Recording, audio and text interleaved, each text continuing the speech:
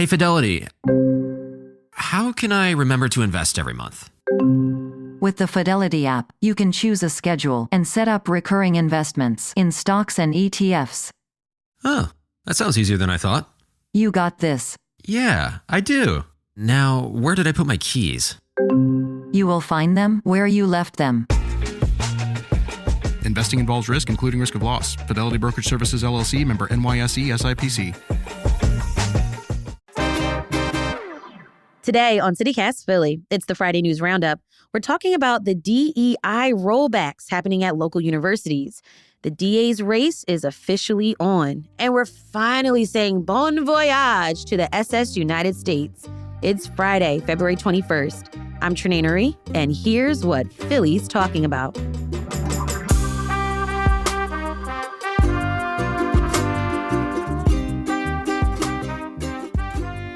Joining me this week is producer Abby Fritz. Hey, Abby. Good morning, Trenae. Good morning. And our Hey Philly newsletter editor, Siani Colon. Hey, Siani. Morning, Trenae.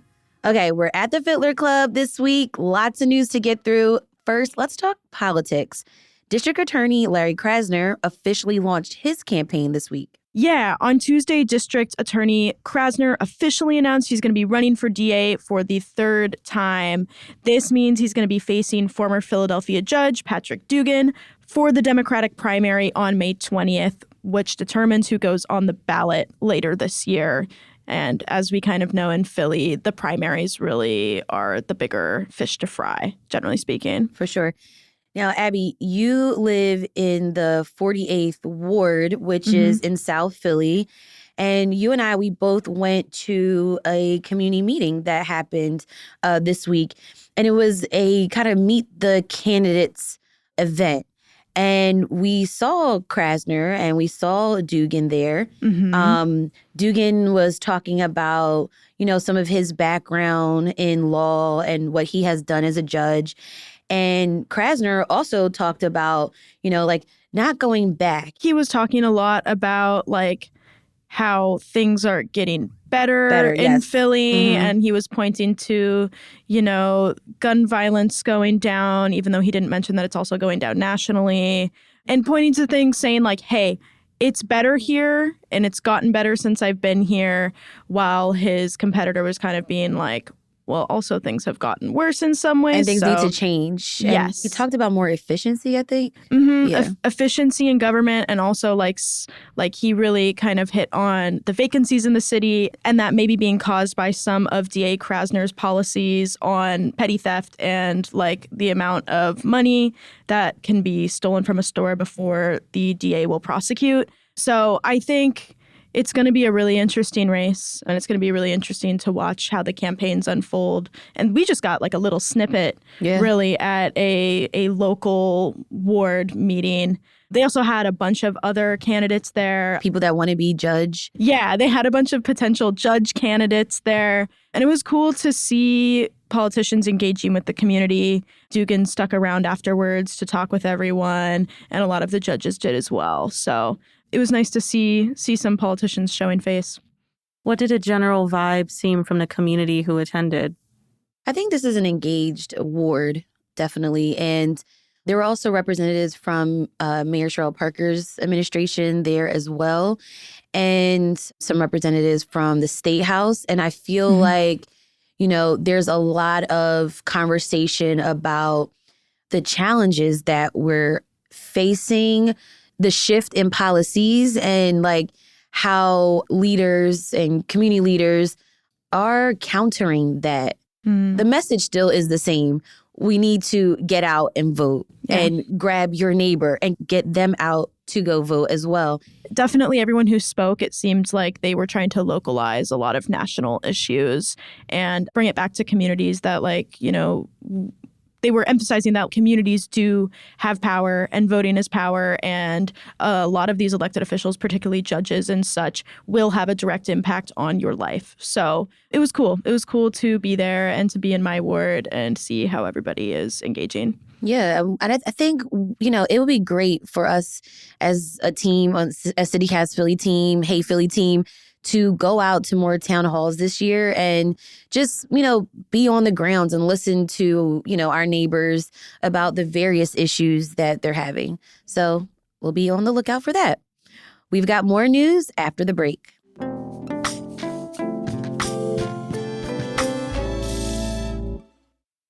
What sort of promises have you made to yourself this year? Maybe get in better shape or eat healthier, save more money, travel somewhere new. What about discovering a new culture by learning a new language? With Babbel, you can do that in just a few weeks. I'm CityCast CEO David Plotz, and I'm having such a good time learning Spanish on Babbel this year. I'm taking a trip to Mexico City in the spring, and Babbel is giving me the Spanish foundation that's going to make my trip so much better. Babbel's quick 10-minute lessons, handcrafted by more than 200 language experts, get you to begin speaking your new language in 3 weeks, or at whatever pace you choose. And because conversing is the key to really understanding each other in a new language, Babbel is designed using practical, real-world conversations. And one way they do that is with their own podcasts. I'm a podcast listener. I'm guessing since you're listening to this podcast, you are too. And I have been getting ready for my Mexico City trip by listening to Babbel's conversational podcasts. There's a short conversation you listen to, then an instructor talks you through what happened, and then you listen again, and then you catch everything when you listen that second time. There's also a great read-along transcript, too, which I love. The one I did today was with Maria and Carmela trying to make dinner plans, but Carmela is so busy. She's way too busy with work and yoga, but finally they agreed on brunch on Saturday. Studies from Yale, Michigan State, and other universities continue to prove that Babbel works. One study found that using Babbel for 15 hours is equivalent to a full semester at college. So let's get more of you talking in a new language. Babbel is gifting CityCast listeners 60% off subscriptions at babbel.com/CityCast. Get up to 60% off at babbel.com/CityCast. Spelled BABBEL.com/CityCast.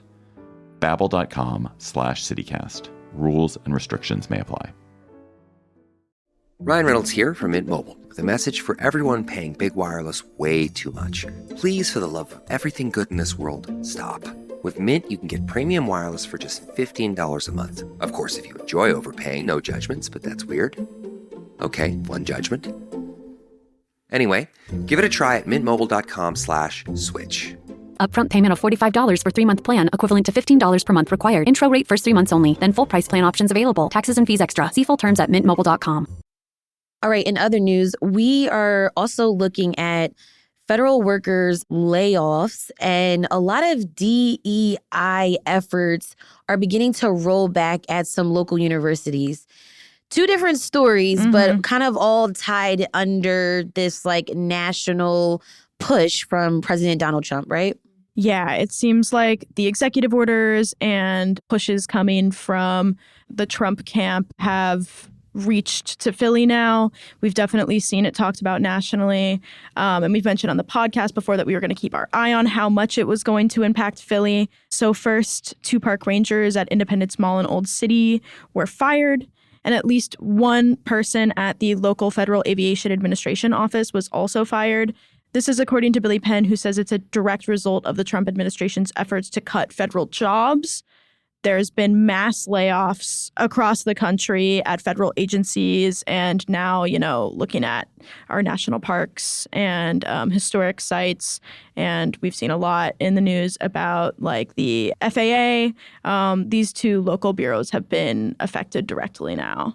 Yeah, this is coming at a really critical time with the FAA. We saw the plane crash that happened in Philly, as well as the other crashes happening nationally. Just this week, there were crashes in Arizona and Toronto. The Toronto one, that plane flipped over. So this is a time more than ever you want to feel safe when you're flying. But as these roles are getting eliminated, that is definitely instilling some concern and fear in a lot of people who are traveling. And then with Independence Mall, we also have to keep in mind next year we're supposed to be celebrating the 250th of the country's founding. Philly is supposed to have these large celebrations that's going to attract a lot of tourism to that area at Independence Mall. And they're already short-staffed. So it's how do you do this big celebration when the core staff is absent? Yeah, I definitely think we're going to continue to see some impacts in the coming years with these types of layoffs. If you're a federal worker in Philly and want to talk with us about your experience, please send us an email at philly@citycast.fm or give us a call at 215-259-8170. We want to talk to you. We want to hear your story. In other news, we're also looking at how local universities are rolling back diversity, equity, and inclusion efforts. What's happening here? Yeah, this kind of honestly started back in January, right when the executive order from President Trump to cease diversity, equity, and inclusion at federally funded universities came down. And we've seen our local universities kind of take that to different degrees. The Daily Pennsylvanian, which is the school paper for UPenn, has been reporting on this since it started. At the beginning of February, the university started making changes to DEI pages on their website. You know, a bunch of different schools like the dental school and design school were taking pages down. People were confused. And then on the 14th, the university's main DEI website was completely changed. It has no specific mention of DEI. It is called Belonging at Penn and includes a statement in regard to the university's commitment to equal opportunity and saying that they're initiating a review of the program to ensure that they are consistent with federal government guidance. This is crazy. It's crazy. It's feels strange because it also it happened so fast. Mm-hmm. And this was all even before last Friday on the 14th, the Department of Education sent out a letter that directed schools and universities all across the country to remove DEI initiatives or lose their federal funding. And they gave them 2 weeks to do this. So as of today, they have 1 more week to address this order, or they may potentially lose their funding, at least according to them. And it's what does that even look like? Yeah. And I read the letter through, and it's kind of vague. And DEI as a term is so broad. It just feels like there's so much gray area here that if they did end up being able to legally pull federal funding, they could point to many different things as quote unquote DEI initiatives.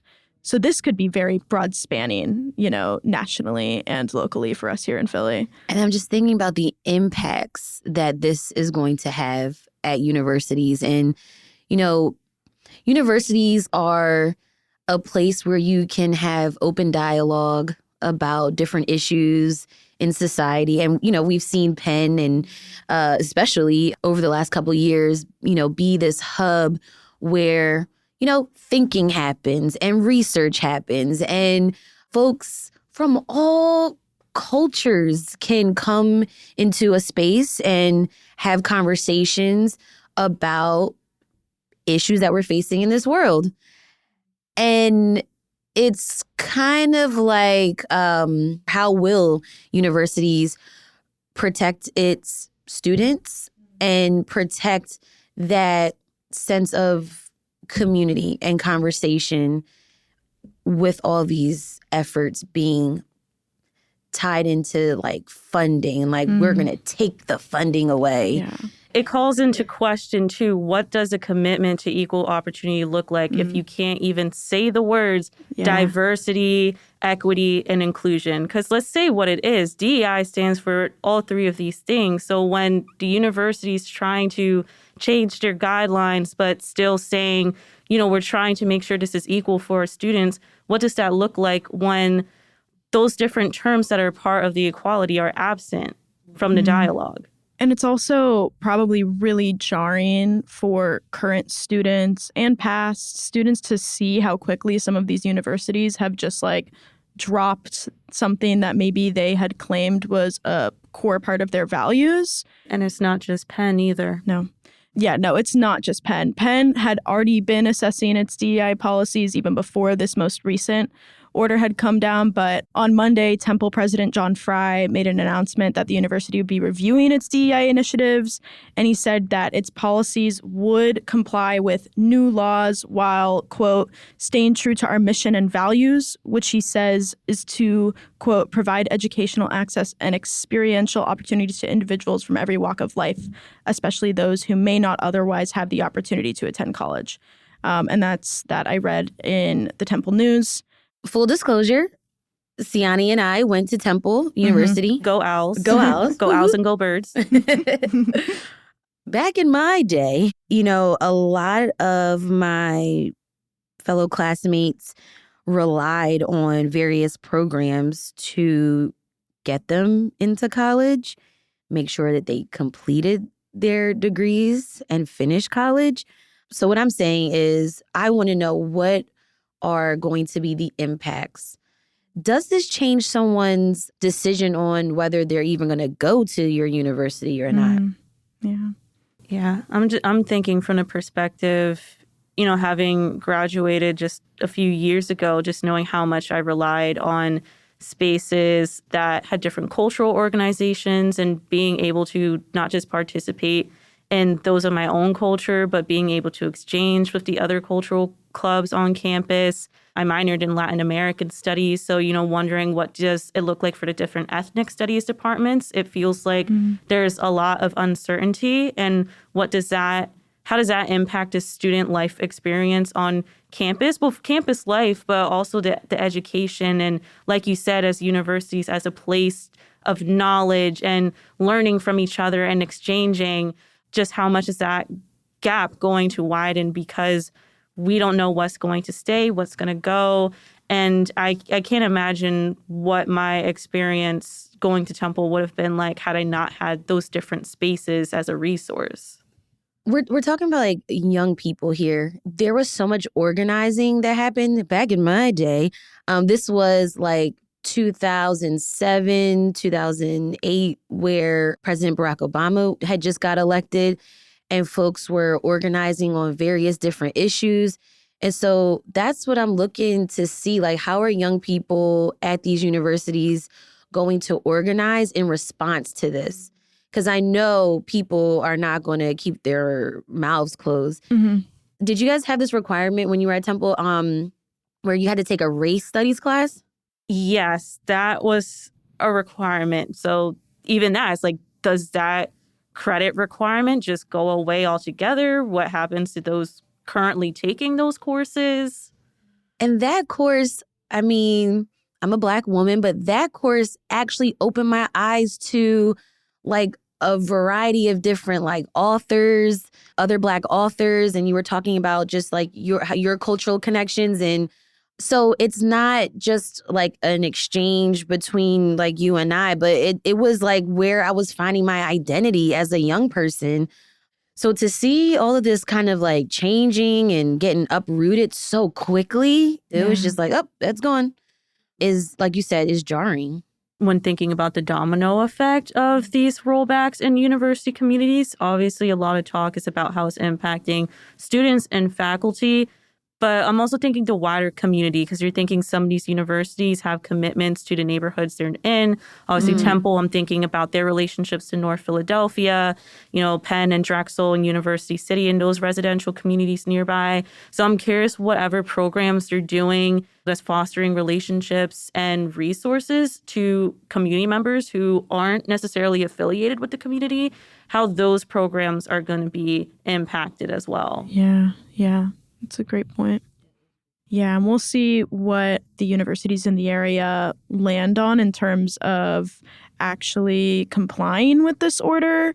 I was reading an article, again, from the Temple News about IDEAL, which is Temple's institutional diversity, equity, advocacy, and leadership team that held a town hall Wednesday night to discuss being Black at Temple, which they had this planned in advance. So this was not in response to this order that came down. But what ended up happening, at least it seems like from this article, is that many students came. It was like 4 students came to voice concerns specifically about this order. And the director of student engagement for Ideal, New Rodney Pratt, said, one, he doesn't plan on going anywhere. And he was trying to appeal to this community that they're going to do everything in their power to keep running and keep providing the services they've been providing for students. Also mentioned in this article is that, like, the legality of this order definitely could be called into question, because can the president just pull funding for universities that's already went through the process of being passed by Congress? I don't know. And so I think, what actually is going to get cut, we'll see. Some of these universities might just comply with things. But for the universities that choose not to, the punitive measures that the government is actually able to bring down on these universities, I think we're going to see a fight of some sort. I know there's been a lot of lawsuits flying around in regard to these executive orders and some of these other orders that have come down, but it seems like this could be one. And at the time of this recording, I was poking around, there's more than just Temple and UPenn in Philly. I was poking around Drexel, St. Joe's, Bryn Mawr, the Community College of Philadelphia. They all have their main DEI pages up still, haven't made any official statements, at least that I could find. They might have sent something, directly to students. So, there's a lot of universities here, and we will see, the pushback from students, from administration, from the government that's going to happen in regard to this order. But we're going to feel it. That's for sure. We've got more news after the break.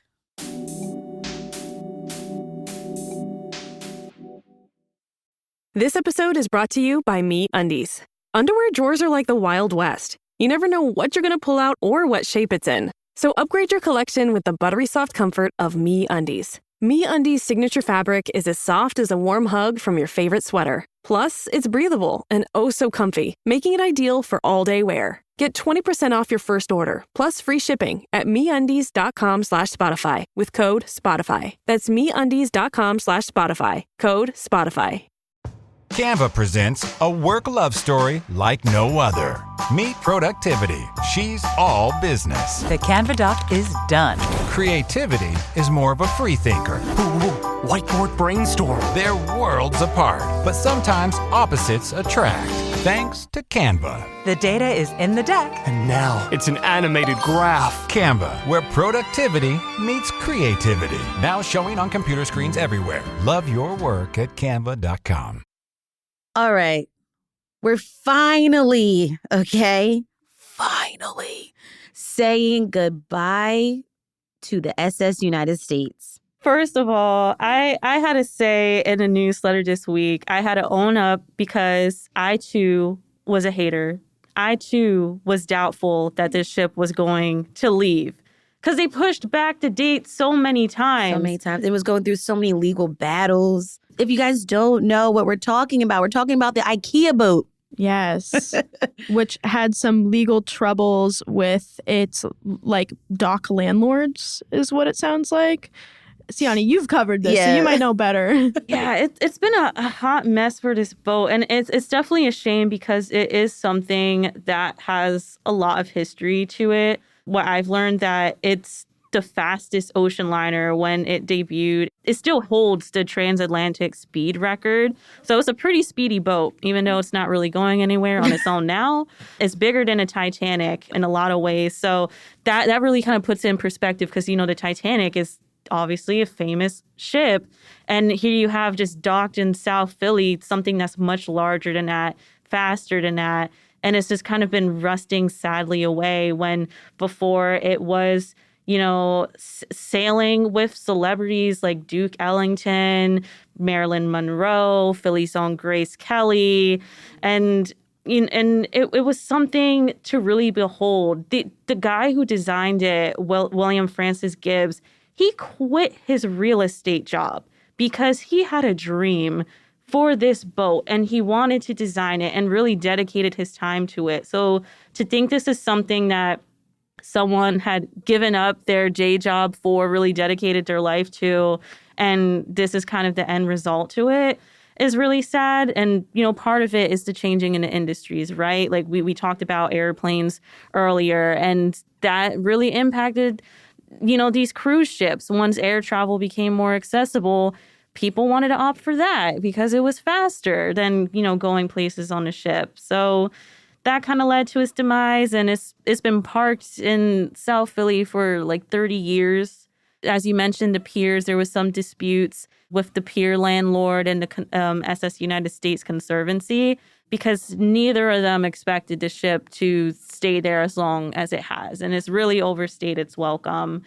It's not just that it overstayed its welcome. It's because nothing was being done with it. It wasn't being, converted into like housing. It wasn't being converted into a museum or like an entertainment space or like ghost ship tours. Yeah, sunset nothing. Dinners, It was just sitting there, like you said, rotting and getting rusty and like not doing anything with it. But now it's officially gone, right? Yeah, it's officially gone. They tugged it away Wednesday afternoon. They even had to halt traffic on the Walt Whitman because they didn't want any drivers to be distracted as it sailed away. And I say tugged because it can't move on its own now. So you had several boats kind of tugging it. So it's going to make its long trip down to Alabama to get a year's worth of remediation because the game plan in the end is to be sunk off the Florida coast to become the world's largest artificial reef. So the Okaloosa County in Florida acquired it for $1 million to sink it. That's so interesting. What an interesting concept to make an artificial reef out of like old stuff that we were just going to throw out anyway at some point. There were a bunch of ideas tossed around on what to do with it. I mean, some people wanted it, like I said, be a hotel. There was a group in New York that really wanted Trump to intervene. There's been groups in the past that appealed to him and Biden to, stop this future for the ship. And this group in particular, they were concerned, about the environment, what it means to sink this ship. That's why it's having the remediation done for a year. They wanted it to be a floating co-working space, but ultimately this was really locked in. So floating co-working space. Could you imagine doing anything? Get seasick on the clock. Yeah. So now, when you're driving down in South Philly, there'll definitely be a little bit of an emptiness there. But the saga is finally over. As I say, this has been delayed just as much as Real ID has been. They said, for real this time, date gets pushed back. No, we're serious this time. Dates get pushed back. Now what's done is done. The ship is gone. And they say we need Real ID in May. So we'll see if that holds up. Wait, actually? Oh, I need to do that. All right, well, we know what the SS United States is doing this weekend. Abby, what are you doing this weekend? This weekend is the last weekend for some skating over in Dilworth Park. They're taking down all their winter activities. So I am being forced to go with friends over there. I am not a huge ice skater. It's a little jarring to me to have like knives on my feet. I don't know. I'm not into it. But I'm gonna go. It's the last weekend to do it. I pushed it off this long, so it'll be fun to skate with some friends and maybe get some like hot chocolate or something while the weather's still cool. That's so cute. Do you roller skate? I do roller skate. I have quads, like quad skates. So I like roller skating, but yeah. Doesn't translate. Like ice and no, and the knives. I'm from California. Right. I don't want ice. That's valid. Good. Siani, what are you doing this weekend? Yeah, so I have a friend who's going to be leaving Philly for a few months. So we're going to have a little get together as a goodbye party and just have a little crafting night. So it'll be really chill. I know in the city there's a lot of crafting groups that are popping up. So I definitely need to head to those events. And who knows, maybe there'll be a roundup in a future newsletter. But for now, I think just having a nice, intimate, gathering with friends as we send them off will just be a sweet way to end the week. Yeah. Nice. How about you, Trenae? Okay. I looked at the weather and it's going to be 36 degrees as the high today, Friday. Saturday is going to be 39. Sunday, 46 degrees. Ooh. And by Monday, Tuesday, 51, 56. Practically summer. It's basically summer. Break out So the I'm shorts. thinking I'm going to go outside and get back on the Schuylkill trails and do my morning walks again. Yay. I just joined the gym this week. And I got some credits on ClassPass. So I'm looking for fitness. I want to shed all this, all these hoagies and cheesesteaks and pretzels that I've been eating during the Eagles games and get my butt into shape. Hey, you might have some company on the trails because now everyone's training for the Broad Street Run. Yeah. Right. I don't know. I've done it 3 times. I think I'm good.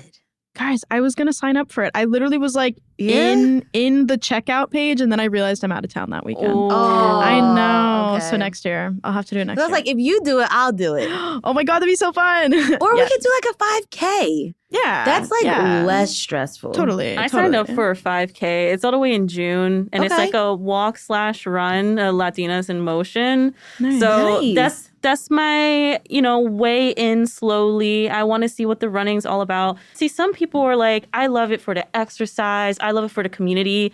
No, I want a medal. I want something that clings around my neck and then looks cute, and I can collect all of them like Pokemon cards. Nice. That is my motivation. That's so funny. My friend ran the marathon this year, and they had really cool medals with like a little bell that like jingles. Really? Yeah, it was really cool. See, that's why. Okay. I want to show off. Right. Why don't people wear their medals like all the time? All the time, yeah. Like a chain. Like chain or varsity jacket. Yeah, you just pin them on. just wear your medal. You only can Jingle like it wear around. and then like graduation hats too. The cap and the cap and gown, you only wear it for like that day. Yeah, mine's in my closet. Like I'm just imagining like walking around with like the Broad Street Run medal, like your Flava Flav or something. Yes, like all of them too. Like with your stack them on with your hat. Like, when people go to law school and they have the little like puffy. Yes, they're gonna roll up in that and their Broad With the Street tassel? Run. Yeah. Wear the hat, the cap with the tassel, and like 5 marathon chains. Oh my God. Abby, Siani, thank you so much for joining me on CityCast Philly today. Good seeing you. Yeah, thanks, Trenae.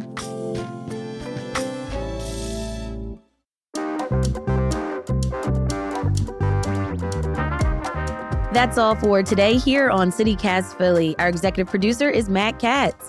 Our producers are Abby Fritz and Patrick Emile. Our Hey Philly newsletter editor is Siani Colon. And our host is me, Trenae Nuri. Music is by Philly's own Interminable, with additional music from All the Kimonos. If you enjoyed this week of episodes, please tell a friend, rate the show, leave us a review, and subscribe to our morning newsletter, Hey Philly.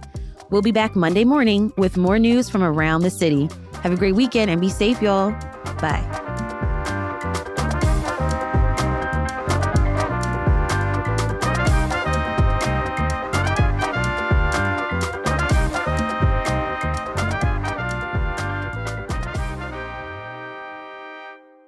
February is almost over.